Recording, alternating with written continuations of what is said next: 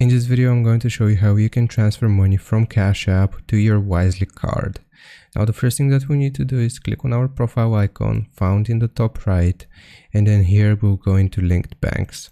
So the first thing that we need to do is link our Wisely card here. So just click on link debit card, and we have to type out the debit card number, the expiration date, the CVV, which can be found at the back of our Wisely card, and our zip code.